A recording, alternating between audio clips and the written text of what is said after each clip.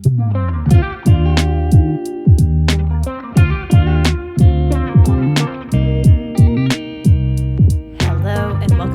Nourish with Purpose podcast. It's Bailey, and I hope you're having a great Thursday or whenever you're listening to today's episode.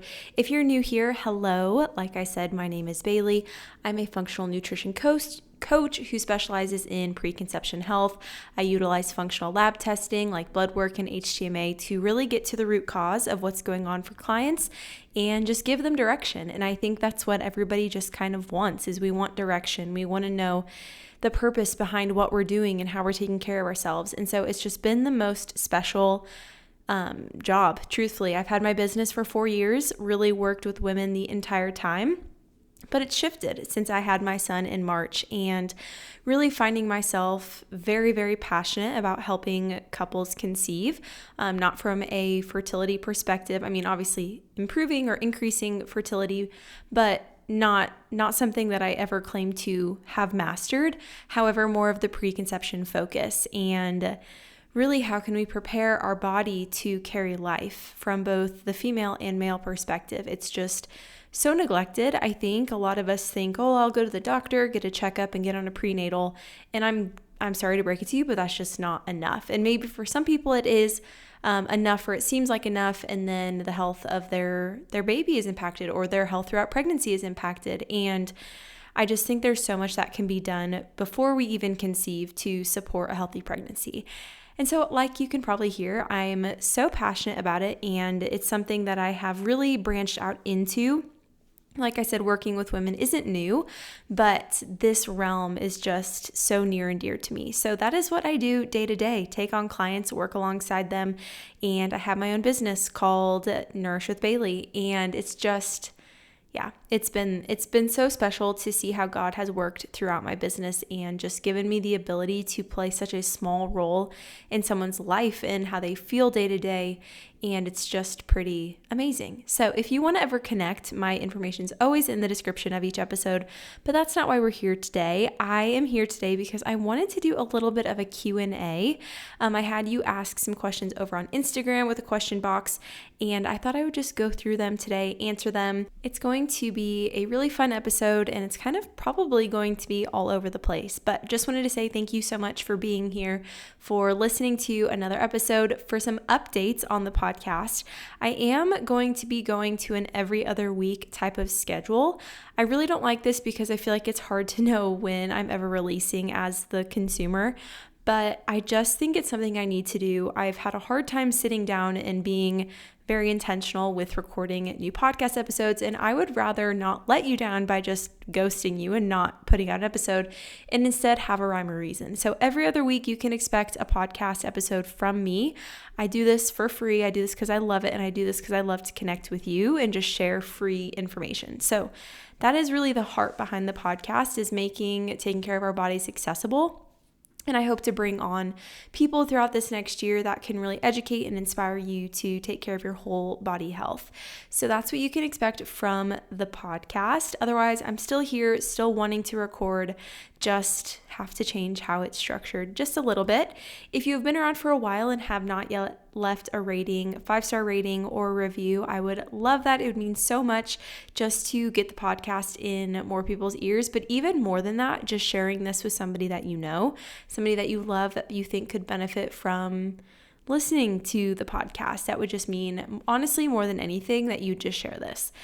So I think that's everything that I wanted to update you on, just some small updates, but nonetheless things that I want you to be aware of, because I want you to continue to want to tune in each week.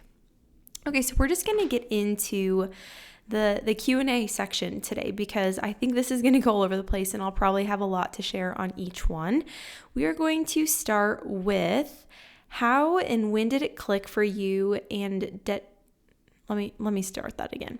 When/how did it click for you to want and dedicate yourself to a healthy lifestyle? For me, it clicked when I tried all of the traditional things and they didn't provide any relief.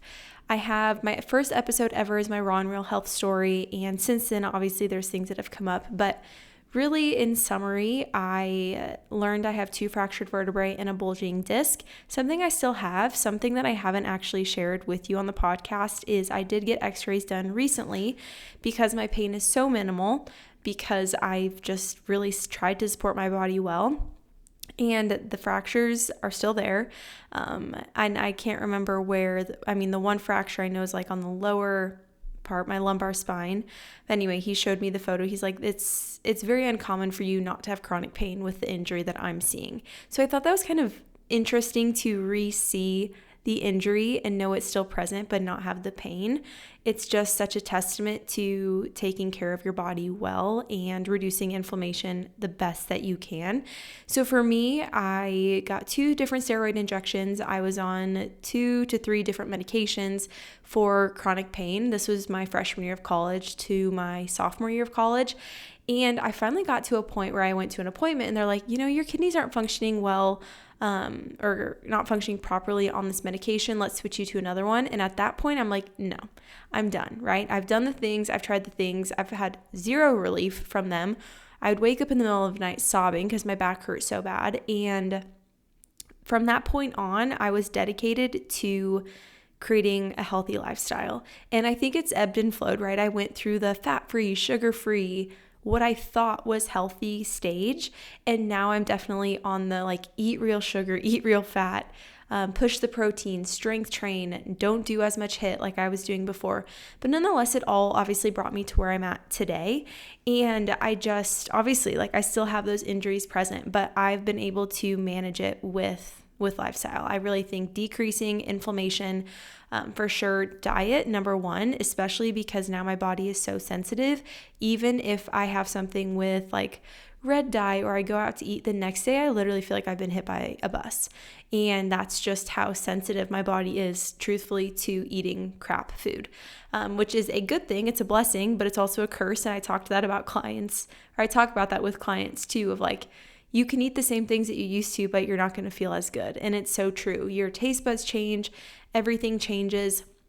I would say now I'm definitely more into, I think herbals are so fascinating. I did a home apothecary course a couple of years ago to learn more about herbal remedies. I really don't know that much about it, and I want to, but mostly dedicating my energy to just learning more about the systems of the body and how things play into other things. And that's when I do blood work and HMA testing. I'm literally connecting the dots. And I had 2 sessions this morning, and I knew that I needed to take a break and refuel. And then after this, I'm going to work out because my brain feels fried, because I just sit and I think and I try to figure out what's going on. And I hold myself to a really high standard. And so that's just where obviously I see myself going, and I have a lot of passion behind, but that's really what led me to that. It was chronic pain, a couple of years of chronic pain, gaining weight, not feeling good in my body. And then I went through a stage of orthorexia and just overeating or overexercising, undereating for a couple of years, lost my period, tried to figure out how to get my period back. And that's when I came upon holistic health and integrative medicine and just the difference in approaches, really not just looking at how can we cover up a symptom, but instead how can we support a system or support a symptom and reduce it, with the focus being ultimately on longevity. So I guess that's kind of a brief summary of my whole story. But like I said, listen to episode 1 of the podcast if you want a little bit more in-depth, step-by-step on where I've been, where I've kind of come to, and just the changes I've made and why I wanted to make those changes. Next question, top 3 places you would like to travel to. Ooh, okay, well this summer we have plans to go to Wilmington, North Carolina, and I just have a feeling I'm going to fall in love with it. I love a beachy coastal town where there's also a lot of activities to do, and I'm just honestly so excited for that trip. So that's number 1. My second would be Switzerland. I just think it's such a beautiful country, and I know the food is so quality there. There's a lot of obviously green landscaping, hiking, little cute, maybe not even little, but towns that you can visit and spend time in.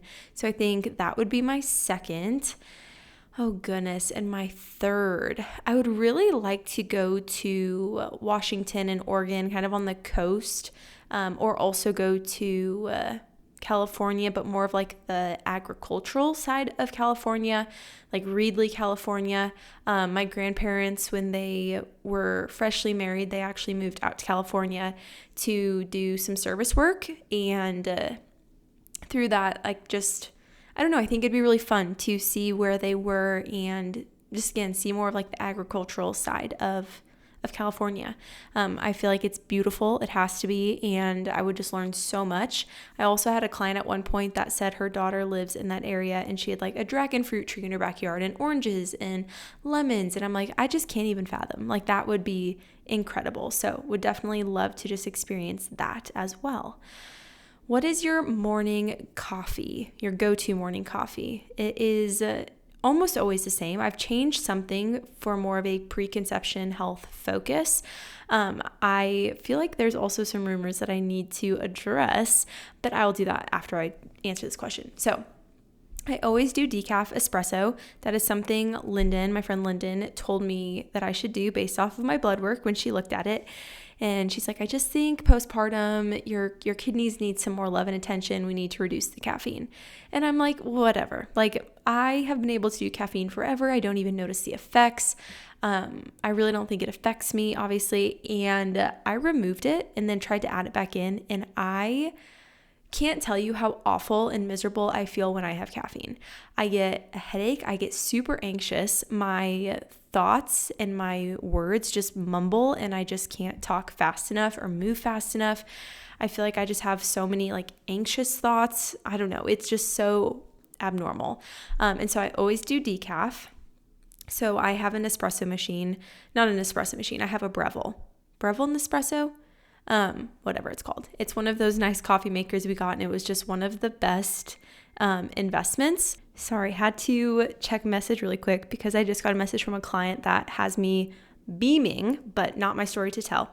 Anyway, so we got a really nice coffee maker, and I will always brew my 2 shots of decaf espresso, and I will brew that over some Celtic salt. So I'll do a pinch of salt. What salt does is it neutralizes the acidity of the coffee, so it's a little bit easier on your digestive system. And with that, I will also then maybe do a little bit of cinnamon, but mostly that is kind of what it is. So I brew it over the salt, and then in in a steeper cup, I will do half cashew milk or coconut milk and then half raw milk, my cinnamon, and then the adjustment I've made is I add 1 egg yolk. Now, super rich in choline, vitamin D, so many minerals packed in an egg yolk. And so I also suspect I have the MTHFR gene, which is a whole other story.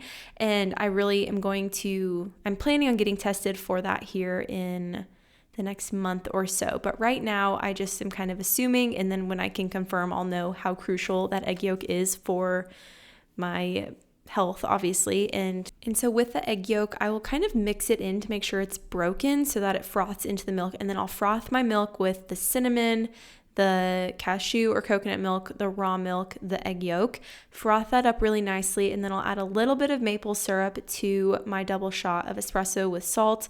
I'll put that in a mug and then pour the hot milk on top of that, obviously.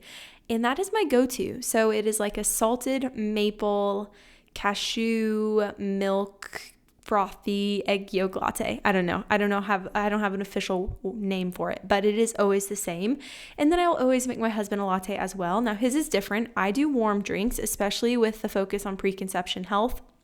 I want warmth on the body. And so I do a warm latte, but he always does iced with maple syrup, and I'll always put mineral drops in his coffee just to give him a little extra boost. And then he will also do maple syrup. He does regular espresso, milk, and ice. So I always make them together. It's one of my favorite parts of the day and just something I love to do. If you don't know, I have been a barista for the last 5 years. It's something, no matter what my job looks like, I think I will always do, or I will start something of my own, which is definitely dream in the future, because it's just something I'm so passionate about. And I think good quality coffee it's honestly life-changing. If you have a good quality coffee compared to the crap you get at Scooters or Starbucks or 7 Brew, there's just nothing to compare it to. It's also just kind of my love language to like make a coffee for someone else. I don't know. I really love it, and I could talk about it for forever. Next question. How are you feeling almost 1 year postpartum? Truthfully, I feel really good physically. I guess I'll kind of go physically and mentally or emotionally. Physically, I feel great. I feel my body has kind of gone back to what it was like pre-pregnancy, at least as much as it can. I know I've got extra skin because every time I'm feeding Oliver, he just pinches the extra fat on my stomach. I'm like, oh, buddy, thank you. I will never forget that you did that to me, and that's totally fine. Physically, though, I feel so strong. I've been not really leading, it's been an independent program, but kind of leading women through a 10 weeks or 60 days of strength program, and I've done that consistently. My movement is really strength training and walking. That's really all I do. A lot of incline walking, a lot of just getting outside to go on a walk or lifting weights, and I keep it pretty low impact. I'm actually not pushing my body even to really sweat that much, which is different than usual, but I just feel very content with my body and how things are functioning and how I'm feeling. I have been going to the chiropractor, like I said, more for preventative measures because I know pregnancy, obviously I expected some strain on my back, and I really had a pretty mild pregnancy when it comes to discomfort. Other than my hips, those final weeks were just sore, especially trying to sleep on my side. But after I delivered, Oliver physically felt pretty good up until now. Going to the chiropractor just for more preventative measures. I wanted to really just see if my injuries are still present, and they definitely are. So continuing to build muscle to protect the back. Emotionally, mentally, it's interesting. I see a lot of moms who are sobbing as they're putting the newborn clothes away, or they're crying when their child starts to hit milestones, and I really haven't felt that. And maybe it'll hit when Oliver turns 1, which will happen next month, it's so crazy. And I will sound like a broken record, but just how fast time goes. It is so crazy. But every day, literally every day, Oliver is changing, and he's just growing into a little boy. And I love that. I love seeing him get older. It does not make me sad. It does not even make me want a newborn baby right now. Seeing him grow up makes me want another baby, right? It's not having a baby that I want. I want a kid. I want a toddler. I just obviously have enjoyed all phases, but it's just how they're giggling now, or how he'll try to lick me. I'm he's just getting a personality, and it's so funny, and it's so pure, and it's so special. That I just love him. And I think as he gets older, I genuinely told Nathan, I'm I don't even know if I want to work. I just want to soak up every second with him. Which I obviously I'm going to continue to do what I do because it fulfills another bucket for me. It fills another bucket for me. But there's just something about being around him. He goes to bed and I just miss him. And I will say I didn't really feel that way after I had him until he was about a few months ago. I've loved being a mom, and I've enjoyed every second with him, but there's just such a demand those first 6 months, and I'm still breastfeeding, and I really don't see that slowing down. Obviously not going to still be feeding him when he goes to kindergarten, but he's not even 1 yet, right? And I just don't see that slowing down. It's just a good special time for the both of us, and he enjoys it, I enjoy it. And I think maybe the one thing I've struggled with is just eating enough to support that. But I'm a firm believer that if you want to breastfeed, you can make it work. Obviously, unless there's a complication during delivery or something. But I will not say I'm an overproducer, and this is now getting on a different tangent, but I just need to share it. If you want it to happen, it can. Like I said, there are rare instances where maybe it's not possible, but I went into it saying that I want to breastfeed and I only want to breastfeed. And this is no shade to anybody not breastfeeding, but I didn't want to use formula. I didn't even want that to be an option. And truthfully, it was not an option for me. I didn't go to the hospital with formula in the instance that I wouldn't be able to produce. I just trusted, and I convinced and told myself and my body that it was going to produce. And Oliver was in the 10th percentile until he was 4 months old for being so tiny.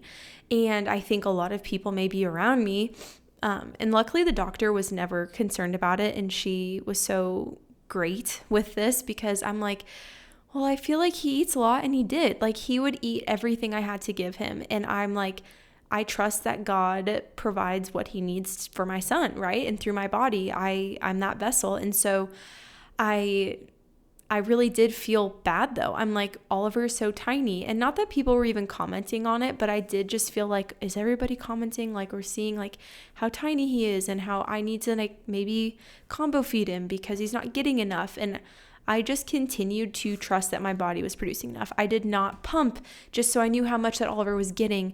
And I think that's where people get tripped up, is they're like, I need to know exactly how much they're getting. And instead of just trusting that your baby's going to stop eating when they're full and your body's going to produce what they need for that moment. And it has. Oliver is a big guy, and we've introduced food now. So he's definitely not in the 10th percentile, but I just remember feeling so stressed about that people were maybe thinking that I should be combo feeding him, and I've really just stuck to breastfeeding him. But I think that is the hardest part of like eating enough to support the demand in your body and of your body producing milk. So that's probably been the hardest part, but I really feel like this last Sunday, I don't know if something shifted in me, but I honestly know what it was, is I spent like no time on social media, and I have gotten into sewing now. That's a new hobby of mine. I'm a chronic hobbyer, and so it's not uncommon for me to pick something up, but I got a sewing machine, and my grandma's been helping me kind of figure it out, and I made a banner for Oliver for his first birthday, and I'm making him a busy book. There's just so many little projects that I'm excited to dive into, and I spent time actually doing that this weekend and not scrolling, and I literally felt like a new person. And so I just know I need more moments like that. Not to say, I think the beginning of the month, I've shared this many times, is always the hardest for me, just because I get in my head about work things and stressed and overwhelmed, and it's just no need, right? Like, the good Lord always provides. And so I'm really trying to lean into that and just trusting his plan for my life and what the future is going to look like. Okay, so I'm going to piggyback off of that because my mom just texted me today. She's like, now people are asking me if you're expecting. So if you follow me on Instagram or Facebook, I've been posting a lot about preconception health. It is the population that I am seeing my business gradually shift towards supporting. And it's the population I am just genuinely the most passionate about working with. It just, like I said, it feels very near and dear to me. But I've been posting a lot about it and how I'm supporting my preconception health. And she's like, are you pregnant? Like, are you planning? And no, we are not planning to have another baby for a while. Something that I think y'all are missing if you think I'm pregnant or trying to conceive is that I spent 3 years preparing my body for pregnancy the first time. So it could be 3 years, it could be 3 months, it could be any length of time, but no, I am not pregnant. I am not currently trying to conceive. I am just still breastfeeding. So I honestly don't know physiologically how any of that would even happen. I know it's possible, but anyway, I don't need to get into the depths of that. No, I am not. I am sharing about it because I've started supporting women through actually a new plan that I've created. I've been working with clients through it for almost a year now, but I've not publicly shared it because it's just kind of it's become something. I've made it more structured, and I don't even know what direction to go because it's just so cool. But really working with women to prepare their body for pregnancy and the option to add on your partner. So this looks like doing functional testing, HTMA testing, blood work, and then working through stress, the mindset, nutrition, adjustments to make throughout your cycle to support progesterone production so you can have a really quality ovulation. And so it's just so many I don't even know how I got on this topic. Oh, because I've been talking about preconception health. Yes. So it's all kind of leading up to me actually announcing this, which you get a sneak peek and you get to know about things before I really share them if you're on Substack or the podcast, because I really just tell you guys everything and I'm very unfiltered. But that is something that has been created. It is in the works, and that's why I'm sharing about it, because that's who I want to work with. I want to work alongside. I'm seeing the need. I get so many questions every day about preconception health and what that looks like and what you need to do if you're coming off birth control or you don't feel normal getting off birth control. So really, again, that's why I'm sharing, but I'm also preparing my body for pregnancy again. Now that I'm kind of out of the depths of postpartum and I feel so good. I don't really feel postpartum even though I'm not even a year yet. I just feel like I'm ready to start rebuilding my body in a different way. And that's what preconception health is all about. So that is why I'm sharing about it. That's why I will continue sharing about it. But no, not expecting, not even, we don't even have plans for that in the future. So you can rest assured that is not in my plans, at least for the time being. I also think that as women, we just need to give our body more than 1 year to try to conceive again. Obviously, there are instances where you don't have control over it, or you have a slip up and something happens. But I just think 2-3 years supporting your body really, really well postpartum is kind of that sweet length of time to feel like your pregnancy then can be well supported too. Okay, favorites currently with lunch, snack, self-care, and movement routine. My favorite lunch right now, any leftovers in the fridge, truthfully, because it means that the supper was big enough the night before that I didn't have to make a new meal for lunch.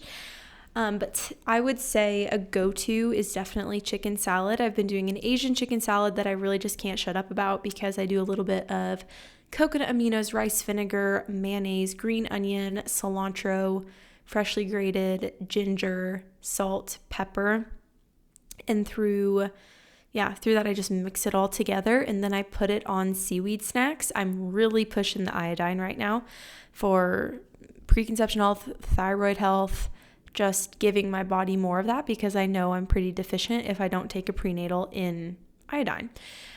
So increasing the iodine with the seaweed snacks, and then I will do like a side of fruit with that typically. Try to maybe do a side of cucumbers. That is kind of my hyperfixation right now. Snack, if I'm doing like a pre-workout, I will do a date with peanut butter with a little bit of dark chocolate on top, some flaky salt, and pumpkin seeds. Pumpkin seeds, great source of zinc, sea salt for the minerals, dark chocolate for the magnesium, peanut butter for the fats to stabilize, and then a date is just perfect. So sweet. A really good pre-workout. Also something that I'll have in the evening after supper. And then I'm also really liking celery juice. I will do an entire bulk, whatever head of celery, and then I'll do 2 green apples and I'll juice that and have that just kind of sip on. I really enjoy that. Or I will do, and this is kind of a new hyperfixation this week, I will do lemon and ginger like ice cubes and put that in my perfect aminos with a little bit of creatine to make sure I'm getting that in every day, and my probiotic or my symbiotic. And that's kind of my favorite drink to sip on while I'm working with clients. Self-care right now has definitely looked different. I think it's harder for me to prioritize, especially now talking about this in the beginning of the week, because my Monday through Wednesday, I just feel like I can barely keep afloat because that's like my really, really packed work days. A lot of assessments to do, a lot of client calls to do, a lot of just work in general to do. But I really try to take care of myself in just really small little ways. Like I just said, before I get on a client call, I'll make a really supportive drink that has everything that I need in it. And while I'm working, I'll habit stack that with drinking something nourishing. Or while Oliver is sleeping, when I pick him up from his childcare, I know that he's probably going to sleep from around like 12:30 to 2:30. And so while he's sleeping, I'll put him in the stroller and we'll go for a walk outside so I can get a walk in while he's sleeping. And then while he's awake, he loves when I'm working out to have the music on and dance and hang out with me as I exercise. So then I'll have him in here with me. I'll be playing with him. It does not, it takes me much longer, and I'm totally fine with that. Eating good food, drinking lemon water with ginger on an empty stomach when I wake up in the morning, just those little tiny habits that are important. Or I'll do my feet elevated on the wall with some red light while I'm reading my Bible at nighttime. That's another habit that I like to obviously habit stack. I'll read my Bible while my feet are elevated, add the red light, just get it all done kind of at once. But those are just little tiny things. I'm getting a facial on Thursday, which I'm really excited about. Nathan got that for me for Christmas, and we finally got it scheduled. So that's obviously a form of self-care, but I'm not one to typically get facials. I've maybe had like 1 or maybe 3 massages in my life. So it's not a consistent way that I take care of myself, but something that I'm excited to do. And I really think too, just spending time disconnected feels like self-care. This last week I went to Paint Yourself Silly twice and just was like, I wish I had one of these closer to me, because it's just fun to sit and talk to friends and be creative and be off your phone. And that just felt like self-care too. And then when it comes to movement, my favorite type of movement for sure is always incline walking. I do 10, 3, and then I'll do it for probably 45 minutes and have Oliver on my back in a little carrier. If he's not on my back, then I'll do 12, 3, 45. So 12 incline, 3 speed, 45 minutes. And then I try to walk for at least 45 minutes to an hour every day. I'm not perfect. Monday, Tuesdays, really, like I said, not good days for me. But the rest of the week, days of the week, I'm really consistent with. And then that strength program I've been doing, that is a Monday through Friday routine. And then on Saturday, just try to hit my daily steps and stretch and move my body just in natural ways. Okay, last question here. What has surprised you the most in the best way about being a mom? I think something that is so special about being a boy mom specifically is how you know that you are raising them up to be a really incredible husband, and you are pouring into them for 20 plus years, just with the hope and the desire that they will find somebody that they want to take care of the same way. And you just love on them as much as you possibly can until you know that you won't be the primary woman in their life anymore, and accepting that and just trusting the plan that God has for their life. I just think that kind of puts it into perspective of like, this is all so temporary, right? It's all something that, it'll change one day. You know, I hope that he gets married, and I want to be a really incredible mother-in-law, and I want him to love his wife like Nathan loves me, and his wife love him like I love Nathan, you know, and I think that's what we all want for our kid. So I think just day to day, just seeing it kind of through that lens of like, I'm pouring everything into you because I want you just to be a good person and to love the Lord and take good care of me so you can take care of your wife one day. And I just think it surprised me how at peace I actually am with that. I would say before I had Oliver, I would literally like cry at the thought of him not being my little baby forever. And then once I had him, like I've just, like I was kind of saying before, I've just genuinely enjoyed him getting older. And I don't want to rush it, and I don't want to rush him growing up, but genuinely just enjoyed him every single day. Like today I went to go pick him up and he had his tongue out and he was like trying to lick my face. I'm like, what are you doing? You're such a dork. Like I talk to him like a little person, and I know him so well. This is very random and maybe it's gross if you're not a mom, but when I would see moms like, I don't know, wipe their kid's face and then like lick their finger or something, I'm like, oh, gross, like germs. But I'm like, no, Oliver and I are literally the same person. Like he is born from my body. Like I look at him as I would look at myself. When I wipe his face, like with my thumb, or he has a fleck of food on his mouth, like it doesn't gross me out. Or changing his diaper, like cleaning up his spit up, that doesn't gross me out because he is literally me, you know? And maybe that sounds really weird to say, or not everybody, or maybe it's not everybody's experience, but he is an extension of me. I don't feel like I'm taking care of someone else. It literally feels like I'm taking care of myself, you know?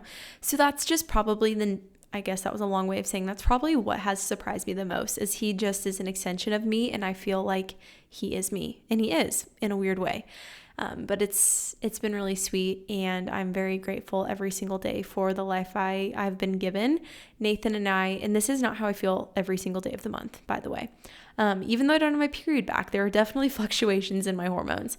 But Nathan and I were walking on Saturday, and I'm like, life is so good, and I genuinely have nothing to complain about, nothing that I should be upset about or stressed about. I'm like, life is good. And if you think, or if I ever act like life isn't good and I'm spiraling, you need to snap me back into reality, because there's no need. And he just kind of giggled. I'm like, it's true. Like life is good, and I'm so grateful to be able to say that and just feel at peace with life and at peace with where I'm at in life, and not really want to rush things, but also just being content with the speed that they're going. Things are just good. So I am so grateful you're here. Let's go ahead and close today's episode in prayer. So dear Lord, just thank you for whoever's listening to today's episode. I just pray for guidance or healing over them in their life. And I pray for that whatever stage of life they're in, that they just feel you so close to them and that they feel your comfort in moments and days that aren't easy and aren't fun and aren't enjoyable, and that they just continue to seek a relationship with you. And Lord, I pray that I continue to seek a relationship with you. Thank you for allowing me to be Oliver's mom and Nathan's wife, and just the light that those two are in my life and how well Nathan takes care of me. And I just pray for the same type of love for whoever is listening today, that they feel that, and if not from someone close to them, but from you. And again, I just pray that this podcast always leaves them feeling encouraged and inspired, and more encouraged and inspired than when they started listening. So in Jesus' name we pray, amen. All right, so if you're interested in following along with my life outside of the podcast, you can find me at Nourish with Bailey, or Bailey with 2 Y's, Seaton with 2 N's on TikTok. I kind of changed my username, long story short, but I'm a little bit more active on there, kind of. Also, I'm on Substack, and if you want more long form content like the podcast, get on Substack, because I try to post at least twice a week. And so it's a free way, again, for you just to learn. But if you're ever interested in one-on-one coaching or learning more about the preconception plan, that again, it's not public info, but I'm just sharing because I've already been working with women through it, and I think it's something that is so, so needed. Message me that you're interested through any platform, and I would love to talk to you. Otherwise, I will be back in a couple Thursdays to catch you up, maybe have a guest on, who knows what I'm going to bring to the table. But with that, I will talk to you again not next Thursday, 2 Thursdays from now. Bye.